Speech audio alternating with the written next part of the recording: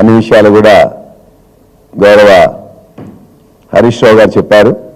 నేను ఒక 2 విషయాలు మాత్రం చెప్పదలుచుకున్నా. 25 సంవత్సరాల క్రితం మేము విద్యా సంస్థలు స్థాపించినాం. 25 సంవత్సరాల నుంచి వెళ్ళి అనేక ప్రభుత్వాలు, ఆనాడు తెలుగుదేశం ప్రభుత్వం, కాంగ్రెస్ ప్రభుత్వం, టీఆర్ఎస్ ప్రభుత్వం, మరలా ఇవాళ ప్రభుత్వాల్లో కూడా ఇబ్బందులు ఉంటూ ఉండొచ్చు. కానీ వ్యక్తిగతంగా రాజకీయ పరంగా ఏనాడు కూడా మేము ఇబ్బందులు ఎదుర్కోలే. గత 9 నెలలుగా వ్యక్తిగతంగా నా మీద, నా కుటుంబం మీద, నా విద్యా సంస్థల మీద విపరీతమైన దాడి చేస్తున్నారు, ఇబ్బందులు పెడుతున్నారు. రోజు పొద్దున్నే ఒక రెవెన్యూ కానీ, లేకపోతే ఇరిగేషన్ కానీ, లేకపోతే విజిలెన్స్ కానీ, లేకపోతే ఎన్ఫోర్స్మెంట్ వాళ్ళు కానీ, ఇంటెలిజెన్స్ వాళ్ళు కానీ, పోలీస్ వాళ్ళు కానీ ఏదో దాంతో వస్తారు బెదిరించడం. అది వేరే వాళ్ళు ఎవరో కంప్లైంట్ ఇచ్చిందని చెప్పేసి, కంప్లైంట్ ఇస్తే ఇవ్వండి అంటే లేదు, ఓరల్గా ఉందంటారు. మేము కంప్లైంట్ ఇట్లా ఇబ్బంది పెడుతుందని చెప్పేసి మేము కంప్లైంట్ ఇస్తే పోలీస్ స్టేషన్లో తీసుకోరు. ఇతరులు కంప్లైంట్ చేస్తున్నారని చెప్పేసి మా దగ్గర మాత్రం వచ్చి ఇబ్బంది పెడుతుంటారు. కాబట్టి 9 నెలల్లో నా మీద కానీ, నా విద్యా సంస్థల మీద కానీ జరిగిన దాడి 25 సంవత్సరాలు ఎప్పుడు జరగలే. ఇది సరైనది కాదని చెప్పి నేను భావిస్తున్నా. ఇవాళ విద్యా సంస్థల్లో బాగుంటే, విద్యార్థులకు సేవ అందితే, మంచి క్వాలిటీ ఎడ్యుకేషన్ ఉంటే వస్తారు తప్ప ఇవాళ బీఆర్ఎస్ పార్టీ అనో పల్లెరాజేశ్వర అనో ఎవరు చేరరు. ఇవాళ రాష్ట్రంలో NIRFలో 5వ ర్యాంకులో వచ్చిందంటే అక్కడున్న క్వాలిటీ ఎడ్యుకేషన్ ఇస్తున్నాం కాబట్టి వచ్చింది తప్ప మరొకటి కాదు. ఇవాళ మెడికల్ కాలేజీ కూల్స్తామని చెప్పేసి ఏదైతే వాళ్ళు ప్రయత్నం చేస్తున్నారో దానికి సంబంధించిన నీటిపారుదల శాఖ, రెవెన్యూ శాఖ, కలెక్టర్ గారు, HMDA గారు అందరూ పర్మిషన్లు ఇచ్చిన తర్వాతనే ఆ యొక్క భవన నిర్మాణాలు చేపట్టినాం. అది కంప్లీట్ అయింది. ఇవాళ నీటిపారుదల శాఖ వాళ్ళే మాకు ఇచ్చారు.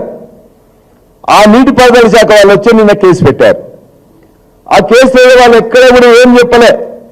కేసులో ఏం పెట్టారు, ఇంత ఎక్స్టెంట్ నేను జరిగినాను కానీ, లేకపోతే ప్రభుత్వ భూమి, లేకపోతే చెరువు భూమిలో నేను వచ్చిందని కూడా అక్కడెక్కడ మెన్షన్ చేయలే. అనురాగ్ ఇన్స్టిట్యూషన్స్ బఫర్ జోన్లోకి వచ్చినాయని చెప్పి చెప్తున్నారు. వస్తే ఎంత వచ్చినాం, ఒక స్కెచ్ మ్యాప్ ఇవ్వండి, లేకపోతే ఎన్ని అడుగులు జరిగినాయో చెప్పండి. 2017లో మేము తీసుకున్న తర్వాత ఇవన్నీ కట్టడాలు మొదలుపెట్టినాం కదా, ఈ 8 సంవత్సరాలు మరి ఏం చేశారు? కాబట్టి వారు చెప్పిన విధంగానే ఎక్కడైతే హద్దులు నిర్ణయించిందో ఇవాళ నా భూమిలో మాత్రమే నేను కట్టుకున్నాను. ఇవాళ పెద్దలు హరీష్ రావు గారు చెప్పినట్టు మీరు ఆ ప్రభుత్వ భూమి కానీ, లేకపోతే చెరువు భూమి కానీ 1 ఇంచు కూడా నా దాంట్లో ఉన్నట్లయితే, నేను ఎంకరేజ్ చేసినట్లయితే ఇవాళ మొత్తం విలేకరుల సాక్షిగా, రిపోర్టర్స్ సాక్షిగా సర్వే చేసి హద్దు పెట్టమని చెప్పండి. అప్పుడే ఆ JCBలు, బుల్డోజర్లు పెట్టి వారి సమక్షంలో నేను కొట్టేస్తా. ఏదన్నా వారికి ఇవాళ డిక్లేర్ చేసినట్లయితే వాళ్ళు ఒక సర్వే చేసి అది నోటిఫై చేసి దాని ప్రకారం నేను జరిగినా అని చెప్పేసి ఒక అధికార పత్రంగా వారి దగ్గర ఏమన్నా ఉన్నట్లయితే దాని ప్రకారం ఖచ్చితంగా నేను ఎంత జరిగితే, ఎక్కడ జరిగినా, ఏమున్నా కూడా అది మెడికల్ కాలేజ్ అయినా, హాస్పిటల్ అయినా దాన్ని 5 నిమిషాల్లో 10 నిమిషాల్లో నేను టైం నాకు ఇచ్చినట్లయితే ఖాళీ చేయించి నేను కొట్టేస్తా. అంతే తప్ప నేను ఈ యొక్క విద్యా సంస్థలు కానీ మిగతా వాటికి కేంద్రం కాకూడదని వారు చెప్పిన దాన్ని చెప్తూ, దయచేసి ఎన్ని ఇబ్బందులు పెట్టినా, ఎన్ని కేసులు పెట్టినా చట్ట ప్రకారం కోర్టును ఆశ్రయిస్తాం. మీ అందరూ కూడా విజ్ఞప్తి చేస్తున్నా, అధికారులకు కూడా విజ్ఞప్తి చేస్తున్నాం.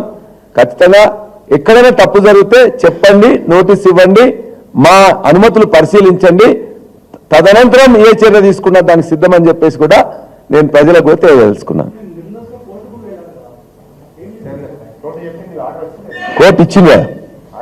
కోర్టు పరిశీలించమని చెప్పేసి రేవంత్ రెడ్డి గారి ప్రభుత్వం సమయం కేటాయిస్తా ఉంది.